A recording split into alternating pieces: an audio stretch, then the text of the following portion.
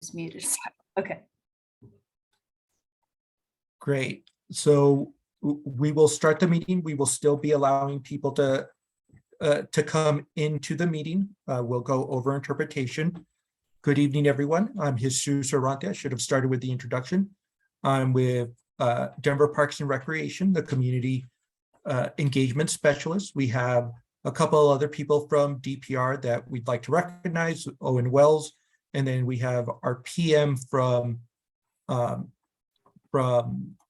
Dottie, Ethan, who has been working on this process with us. So we will be going over the final concept design for DPR and be able to be able to go through the process and explain what we went through, and then get some feedbacks on that. As I said, this meeting is being recorded and we will have interpretation. Both of those will be up on YouTube and on our website for people to see afterwards. And then I did see that Council District 7 is here, Joel and Clark's office. He unfortunately is unable to attend because of the holiday. Tonight was the city council meeting that he will be attending. We do have his office here representing, and again, just thanking them because they've been really strong advocates, not only for parks itself, but this park in particular, they've been working really hard on. So we just want to recognize them and thank them for all the work that they've been doing on Ruby Hill. With that, I will turn it over to Sarah with Design Workshop. So we could start the meeting and go over the interpretation and what the meeting will look like. Or actually, let me pass it to Floyd. Floyd, if you'd like to unmute yourself just to explain how interpretation will work. Ok, mi nombre es Flor. Vamos a hacer la interpretación y queremos que para español, por favor, seleccione el botón de interpretación que está en la parte inferior de su pantalla. Okay.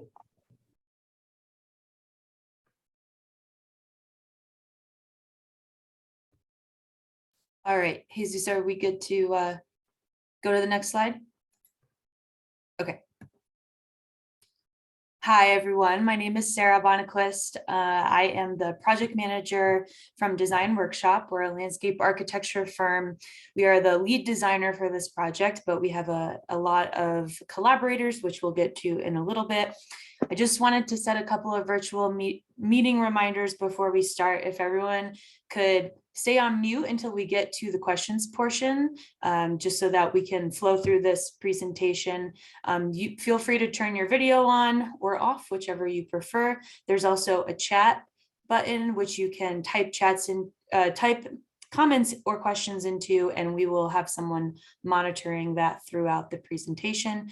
You can also raise your hand, so a couple of options to participate. And when we get to the end, we'll have that open discussion, and you can raise your hand or come off mute, type in the chat, whichever feels most comfortable for you. So it's been a while since we have met with you all, the community. If you've been with us for the past 2 community engagements, you know it's been almost a year since we've talked. So we thought we'd start this presentation off with a recap of everything that we've done so far and where we are in the process. Then we'll talk a little bit about our feedback and results from our community engagement survey, the second round survey. We'll give the project updates and show you the revised design, and then we will open it up for questions. So again, like I said, I'm Sarah. I'm the project manager from Design Workshop. We've also got Rob Berg and Alex Nuffer from Design Workshop. We have a lot of sub-consultants on our team, from architecture to ADA compliance, engineering, cost estimating. So this is a big project team for a big, complicated project. We've also got our team from the city. You met Jesus. We've got Ethan Frey from Dottie, Brittany White from DPR, and Anna Claudia, also from DPR, but who is currently on maternity leave, so she's not here tonight. So just to orient us in the timeline of this project. We've met as a community, the design team and the community have met twice before this, although the last time we met was pretty much a year ago. We have just completed 60% construction documents. So we're about 2/3 of the way through our design. We took everything that we heard from the first two community engagement meetings, and we worked with the city to try to really implement a lot of the concerns and ideas that you had. So that's what we will present tonight. We will then go on to finish up construction documents and hopefully break ground the end of the summer or early fall of this year. So the last time we met, this was the plan that we showed you.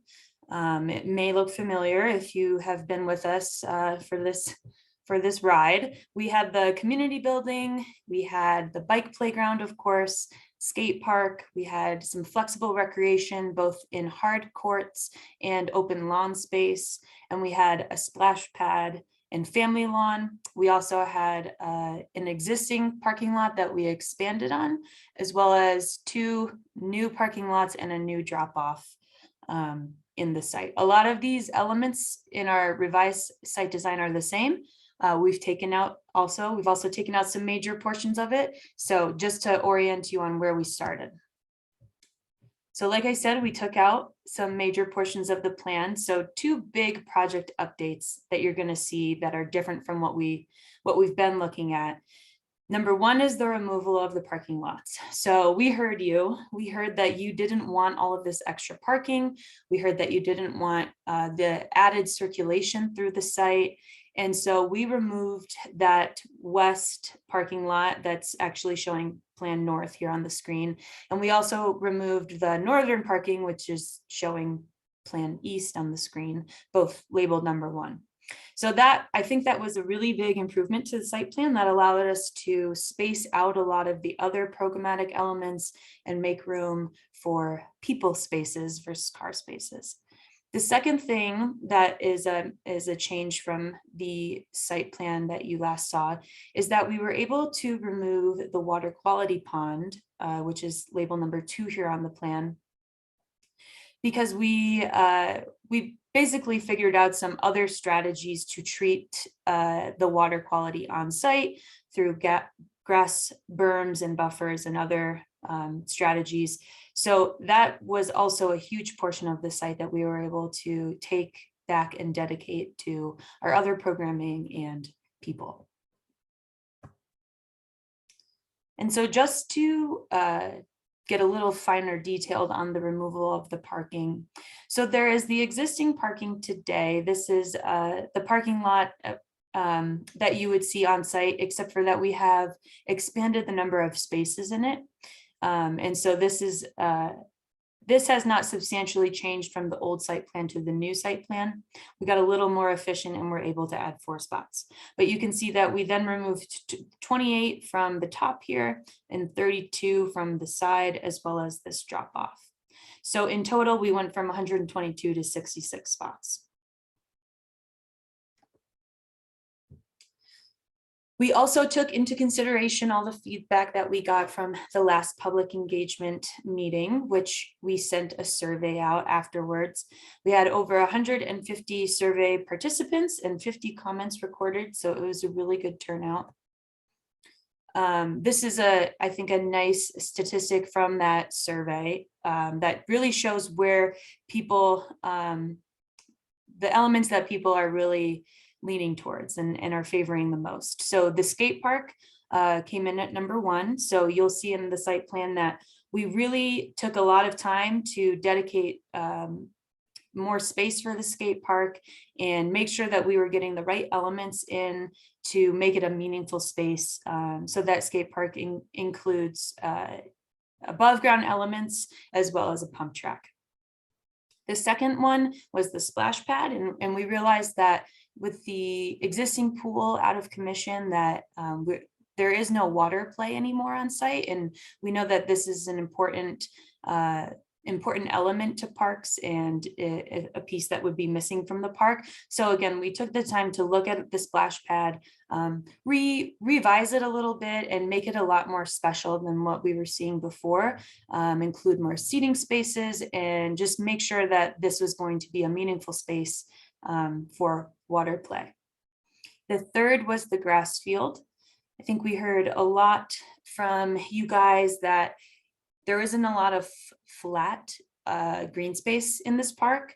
And so maximizing that in order to have pick up sports games or just as a place to relax or walk your dog was really important. So we tried to increase the size of that space within our design.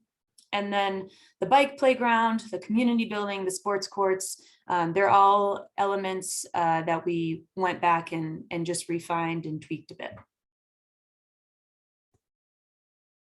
So here is our revised plan.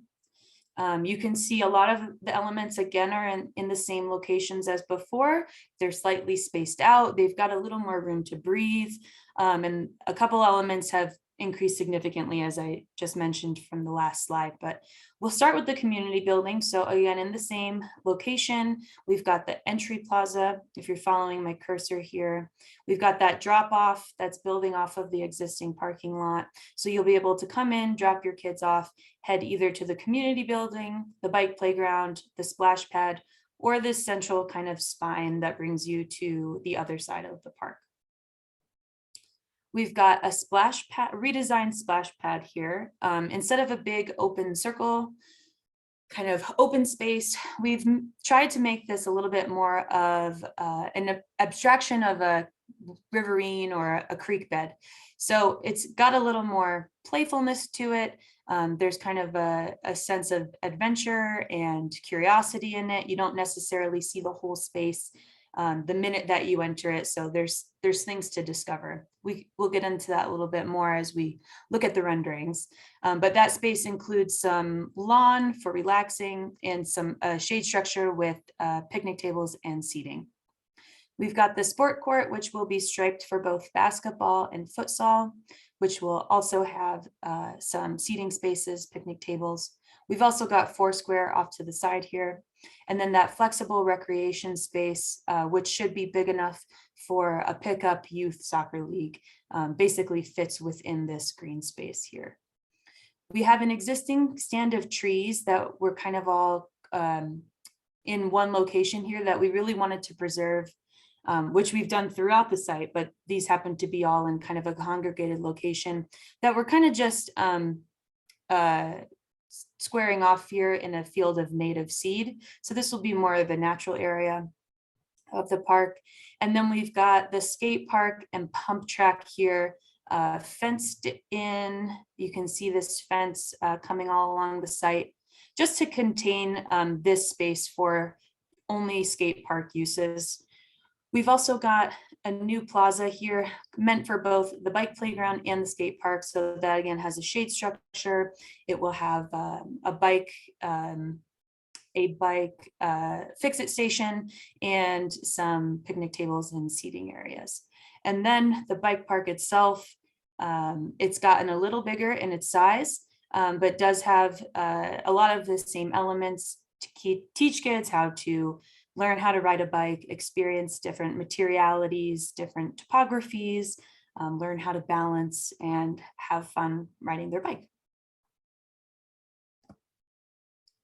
So we'll get into some views and then we can open it up for questions. This is a view looking north. You can see the neighborhood on the left-hand side of the screen here. You can see the picnic pavilion off in the distance, and you can see that existing road from Florida and where it meets our new multimodal pedestrian road, which is something I did not go over in the site plan, but we are planning to dead end this here with removable bollards. We do need to keep it for fire access and emergency access. So that's why it's being shown so wide in this plan, but it will be dead ended. There are existing trees here to prevent, and we will be putting boulders in to prevent people from driving off-road and coming back on. And it will really be used for pedestrians and cyclists only. It will have striping for a bike lane, and no cars should be driving on this except for emergency vehicles. So again, looking north, you can see the bike playground and the entry plaza in the foreground, that river winding splash pad, sports courts here, skate park, and open field. So here is a view looking towards the building in that kind of entry plaza drop-off space. Again, we'll have sandstone boulders that will double to prevent cars from driving into this space, as well as provide seating for people. A view from basically the splash pad, the path in between the splash pad and the bike playground, looking in towards the bike playground. So interior to the bike playground will be both synthetic turf. That's what we're looking at here. And in the other two areas will be real grass. We wanted at least one area with synthetic turf so that it can be used all year round. Real turf can tend to get a little muddy in the shoulder seasons and the winter, obviously, and the synthetic turf will dry out faster and drain quicker so that it can be a little more usable in those colder months. This is a view from the shade structure within the splash pad.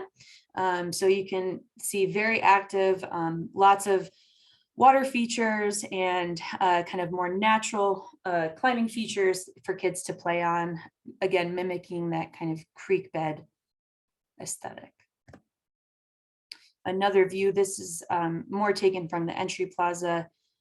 Again, that sense of discovery as you wind through the space, you don't see everything all at once, and you're able to enjoy the space from multiple viewpoints.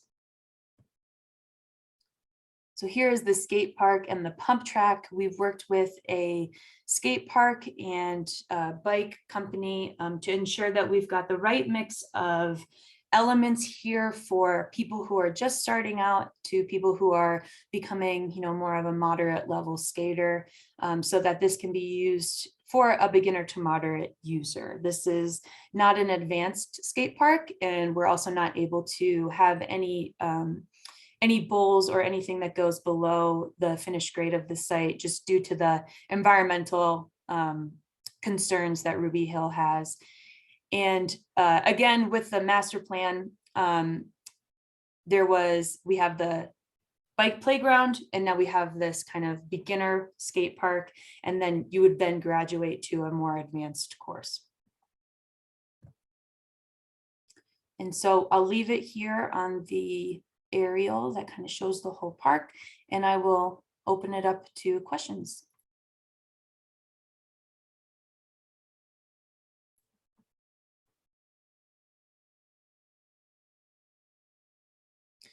Does anyone want to, does someone from DPR want to field questions, or Alex, do you want to allow people to speak up or call on people? Yeah, there's a couple of questions in the chat. First question, is there opportunity for any neighbors to get involved with the labor, example, tree planting? Yeah, I can take that one. My name's Ethan, as Jesus mentioned at the beginning. I'm with the Denver Department of Transportation Infrastructure. We'll be managing the construction. And I think that's a really kind offer, and a kind of an exciting opportunity. On our side, the plan is for the contractor to do all the planting. Though I think with your question, we could discuss with DPR whether or not there could or should be community involvement down the road after construction. With tree planting specifically, as Sarah had sort of touched on, I think it's pretty well known that this is a former landfill. And so we do want to be careful and have trained folks planting those trees, digging the pits, handling the soil, and getting those trees planted. But I think it's a cool idea.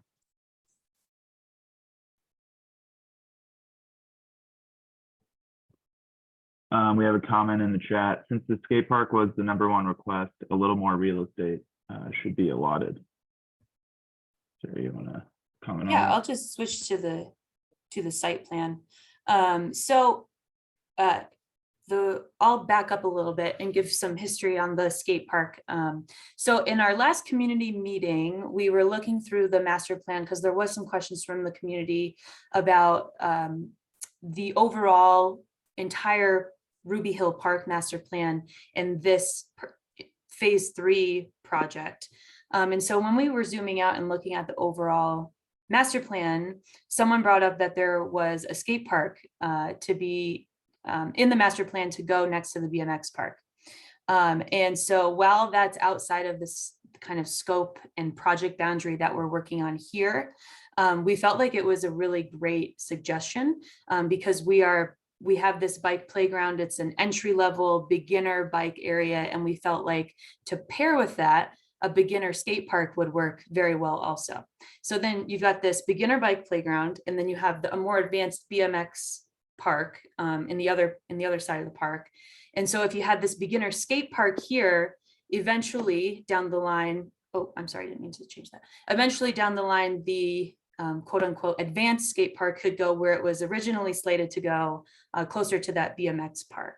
And so we felt like that was a really good way to integrate this program into our part of the project without doing a full-blown skate park like one that you would see the downtown Denver skate park. So it is not as big as some of the other skate parks you might have, but there are a decent amount of elements. I think 1, 2, 3, 4, 5, quarter pipe, half pipe. Alex, do you want to chime in? You had a little more on the elements. You had a little more of a hand in that. Yeah, so the elements that we are showing are a mini ramp, a couple quarter pipes, a rail, and then a sort of box rail set up in the middle between the 2 quarter pipes. And then the builder that we're working with is American Ramp Company. Yeah. Who actually kind of invented the concept of the bike playground in the first place. So they were helping us to design and come up with the most appropriate features for the bike playground. And then they also do skate parks. They have an extensive portfolio of skate parks as well. So the skate park might not look as big, but those are all of the reasons why. We have a question. What is the timeline for construction? And what were the sports included in the sport court area? Sorry, 2 questions there. So the plan is to wrap up construction documents this summer and begin construction this fall. Is that right, Ethan? Yeah, it is correct on the construction document plan. As far as getting construction started, I think that remains to be determined, partially due to the bidding process, but also, you know, as everyone is probably tired of hearing across the board, the impacts of COVID continue to change how supply chain works around here. So we will dive into that, as you said, Sarah, after the design is done at the end of the summer, Q4 of this year. Right. Thanks, Ethan. You bet. And then it should take maybe a year to a year and a half to finish construction from start to finish. And the sport court will be striped for basketball and futsal. We have a question in the chat about the power lines and whether there's any plans to bury them. There are not any plans to bury them that I know of. That's actually part of the reason why it's been so long since we met. We had some coordination to do with Excel, who owns the power lines and kind of has jurisdiction within that utility easement. And as far as I know, they are planning to remain. What is the total cost of the project and where is the money coming from? I'll let Ethan answer that one. So much like construction, remains to be determined what the total project budget is, but the current plan is that it's all Denver Parks and Recreation funding from their traditional sources. And I don't know, Jesus or Owen, if you've got more on the background of the funding, but it's it's entirely a Denver Parks project. No, that's correct. We have our variety of sources that we use for our capital projects every year. And this is it. And I forget the total budget that we're holding as an estimate, but it's someone on the team will help me out, but it's probably around 7 million or so. Is that what we're talking about as our rough estimate? Yeah. Got a question from Finn here. Could there be soccer, futsal or /futsal goals be incorporated with the sport court? Second question is there any consideration the flex recreational area to be artificial turf to use throughout the year? Yeah, so there will be striped for football, but not soccer. We're kind of hoping that to keep that to the field, it's just one court, so we don't want to put too many sports striped on it when people could use the field for soccer. And then our hope is that there would be futsal goals available, but that will be something that gets worked out with Parks and Rec and outdoor recreation. And then the artificial turf is a great idea. I think it's just something that we'll have to balance from a cost perspective. So we can certainly explore how that might impact the cost. Are there any plans for accessibility to the lower areas of the park, or is that a separate phase of construction? Yeah, that would not be part of this project. We are pretty much connecting north and south to the areas that we're touching. So at this point, and then obviously at the Mexico entrance. How long will it take for the plants to become established? That's a good question. Typically you're not going to see mature plants for, a decade, but they will start to grow in after, 2 years or so to look a lot more full. We have a couple of questions about the skate park. Is there a way to see details of the skate park before the plan is set in stone? ARC has some good parks and some junk out there. ARC is connected to Velo Solutions, so there's a good chance the pump track will be good. It is likely to be asphalt, not concrete. Do you just want to address that one, Sarah?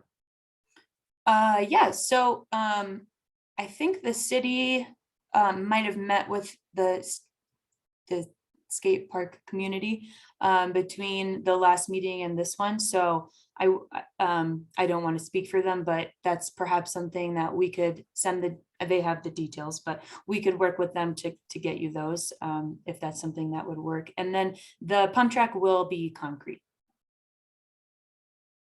It's a precast concrete modular pump track.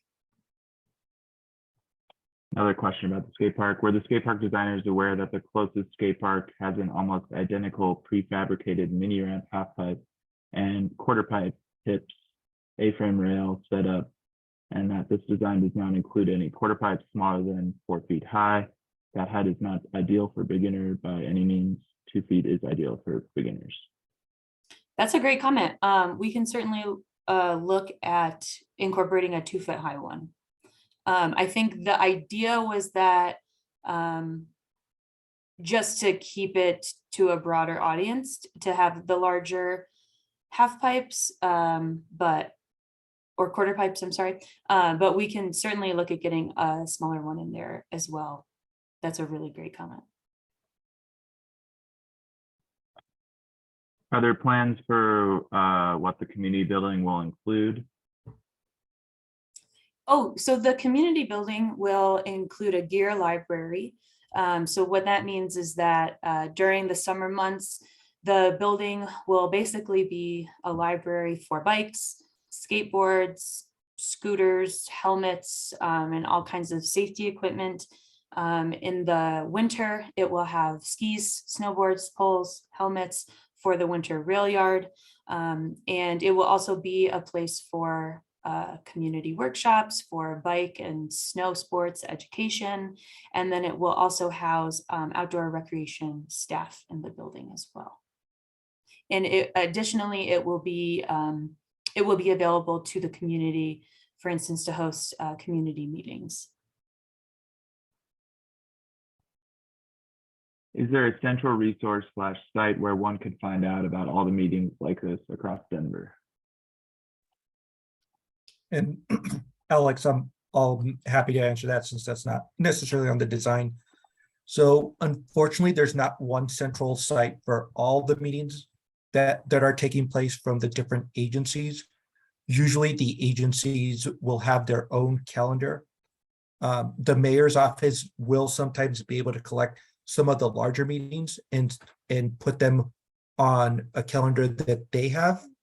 But for park meetings, I would suggest going to the denvergov.org/parks and recreation. You'll find our calendar and see what other meetings are taking place throughout the city, not just in Southwest Denver. Are there any other questions or anyone who wants to come off mute instead of typing into the chat?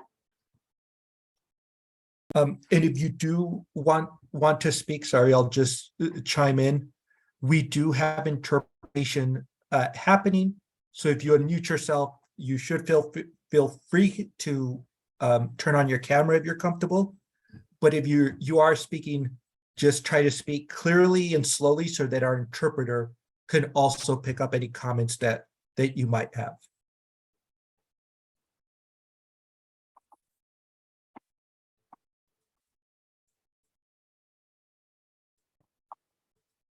We have a skate park suggestion. 2 foot half pipe is great. Maybe they can make it 24 feet wide with 12 feet at 2 feet high and 12 feet at 3 feet high. Please make the information available to connect with the skate park builder. Great.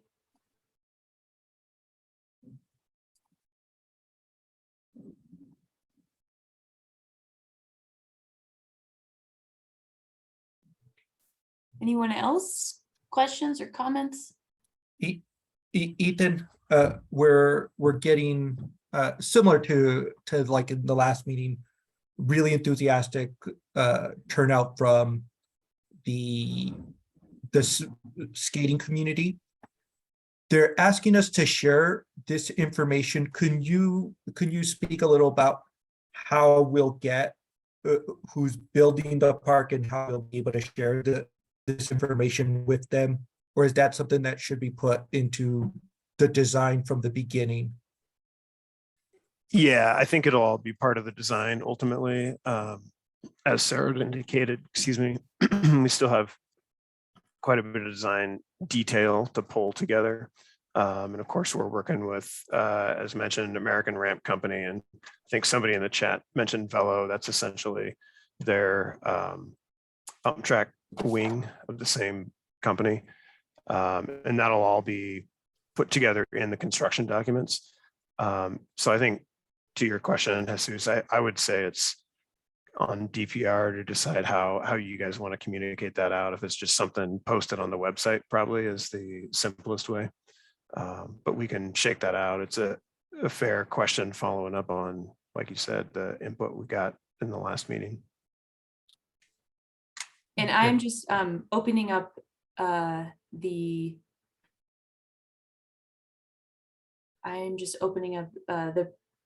last meeting because there was a question about the phasing for Ruby Hill. And we have some diagrams there that I think would be helpful. So just bear with me, I apologize.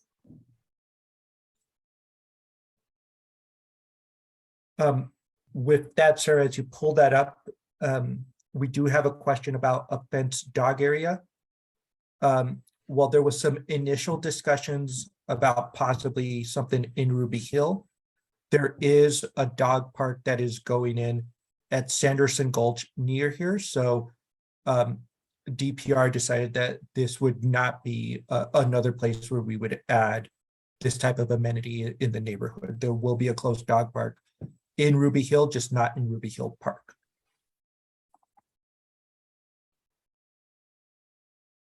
So there was, I think, a question about the phasing of Ruby Hill. So there was a master plan done for Ruby Hill in 2008, which basically outlined goals for the entire park.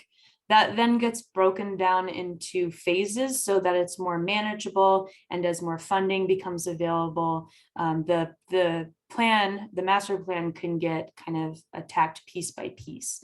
So phase 1 was implemented in 2011. Phase 2 was implemented in 2016. And I can flip through here. So phase 1 included the picnic pavilion and parking lot, the playground, and disconnecting the street that led from the upper portion of the park to the lower portion. Phase 2 included the BMX park, that 7-acre BMX park and Levitt Pavilion. And now we're at phase 3, which originally included, you can see 2 basketball courts, a bunch of picnic areas, a splash pad, a lot of parking, and that's about it. So we have kind of as each phase goes on, we have these community meetings to kind of, recalibrate whether or not that program is right and tweak it just a bit. So obviously we've added the skate park here, we've added the bike playground and a community building, and we've switched up. I think that the original plan called for 2 basketball courts. We now have a more usable green space and a hard court. So that is how the phasing for this park has worked so far. I'm not too familiar with future phasing, but did that answer your question? Hopefully. Yeah, I'll just come off mute. Yeah, that's great. Thank you so much. And if anyone else has any information about future phasing, that would be welcomed as well. Thank you so much. Yep, this is Owen. We don't have any future phasing hard plans on the books right now.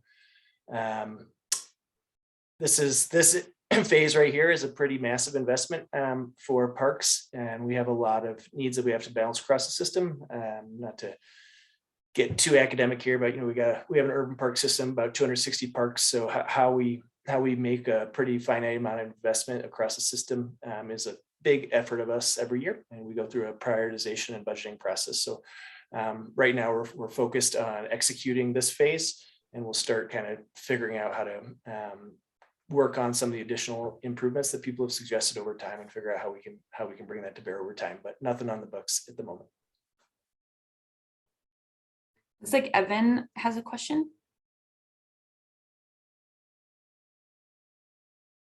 Evan, do you want to come Hey on? there, just unmuted my microphone. Thank you for your patience. Yeah. Thank you everybody for your patience. My question is, has there been any consideration about the weather we're about to experience in Denver? Basically, the cities don't clear off the recreational areas and all of the public parks, like the other skate parks around. Each of us skaters have to show up with our own shovels to clear them off. Being that this design doesn't offer very much real estate for the skate park, I'd be curious if we couldn't get the idea of more real estate for the skate park. I would love a bigger design, just since that's the #1 request. But if that was not available, I'd be curious of what it would look like to maybe cover the skate park with a pavilion rooftop so that it could be utilized even in the winter months without us having to go shovel for 5 hours. So that's going to be more of a maintenance and operations answer. So I'll let DPR answer that, but I will say we have been designing the space to get a little plow in here. So I believe there are plans to clear the snow from this skate park, but I'm maybe speaking out of turn. So I'll hand it back over to DPR. And unfortunately, Owen, unless you have more information, No, I don't see anyone from maintenance on here. And so I don't know if you want to add anything, or I don't want to speak for the maintenance team and what they're able to do. I know we've met with them several times through the design process.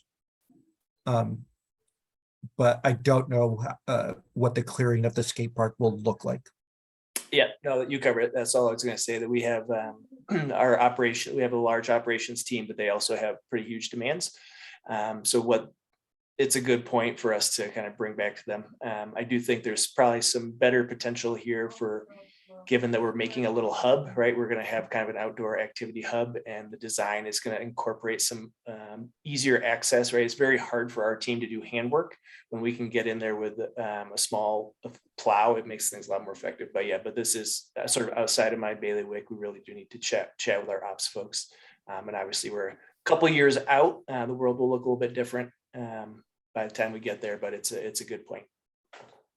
Yeah, I would also just add that this will be the offices for outdoor rec. So there will be people on site, and I would just add to that there may be more of an opportunity here to get this cleared, because they will be clearing the bike playground for programming. Thank you Any for que- answering that question. Maybe just one other follow-up comment to go with it. If there was going to be bike programming, keeping in mind that the number one request is the skate park, just traveling the world myself and visiting hundreds of skate parks, this park would get pretty crowded very quickly based on the real estate. So if there ever were to be skateboard programming there, my comment would just be, you could have probably no more than 10 people before it got more dangerous with people colliding with each other. Noted. We can explore a little more real estate for spacing elements out, but we are working within, a confined budget that did not include any of this in the first place. So we did try to incorporate this and fit as much in as we could within the constraints of the project. But we can certainly look at spacing this out a bit more. Thank you so much. There's some questions in the chat that I don't want to gloss over, but does this impact any of the mountain biking / running trail going by this site? It should not. We should be staying out of that path. You can see it off to the screen left here where that runs.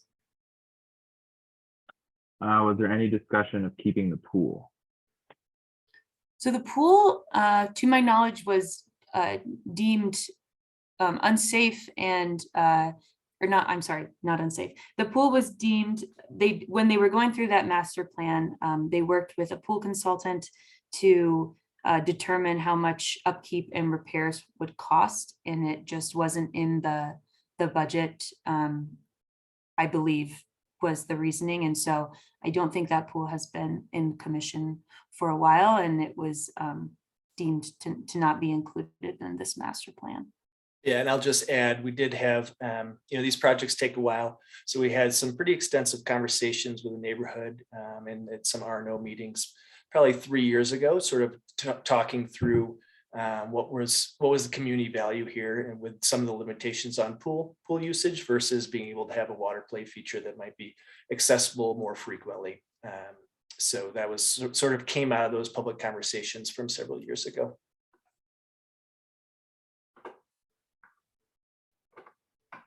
Is DPR responsible for connecting bike paths, or is this another agency?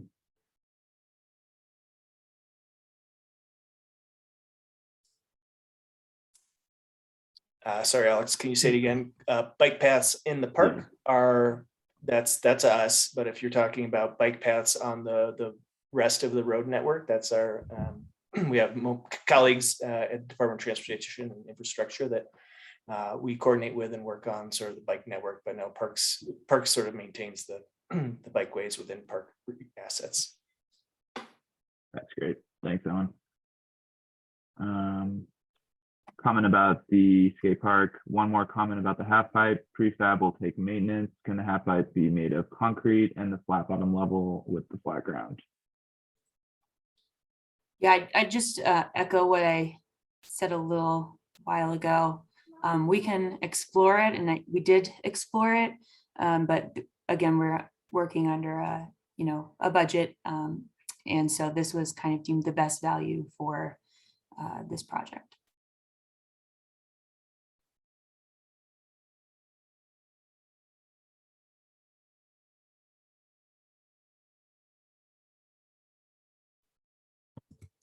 Anything else? Anyone want to come off mute?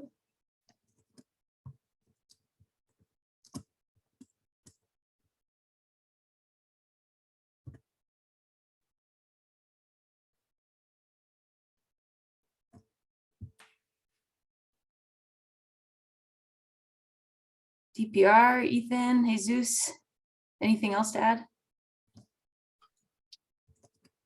No, again, we thank you all for joining us tonight. I think this is part of the benefit of having a virtual meeting. If this was an in-person meeting, we'd, be debating whether it was going to keep going or not. We do know that there was another meeting scheduled tonight for with the neighborhood, and we were hoping that we'd be able to join. And so we thank you again, Evan. I do see the question really quick about porta potties.